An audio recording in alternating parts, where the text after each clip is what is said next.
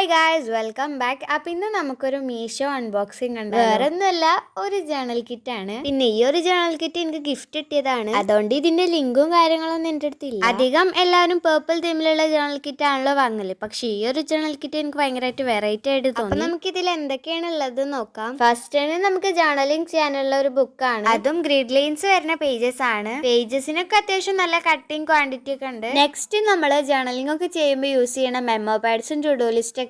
അത് അത്യാവശ്യം നല്ല ക്വാണ്ടിറ്റിയിലുണ്ട്.